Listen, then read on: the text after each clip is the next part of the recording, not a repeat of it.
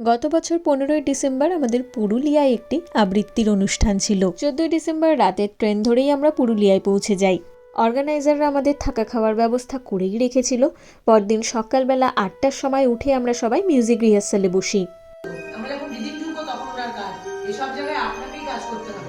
Rehearsal শেষ করে 10টা নাগাদ আমরা বেরিয়ে পড়ি জয়চণ্ডী পাহাড়ের উদ্দেশ্যে। এত দূর এসে একটুও ঘুরবো না তা কি কখনো হয়? যদিও বিকেলে অনুষ্ঠানের চাপ থাকার জন্য মন চাইলেও খুব বেশিক্ষণ বাইরে ঘোরাঘুরি করা যায় না। মঞ্চে ওঠার আগে একটু বিশ্রাম দরকার, নয়তো শরীর খারাপ হয়ে গেলে হিতে বিপরীত। এখানকার এই ঠান্ডা শরবতটা খুব ভালো ছিল।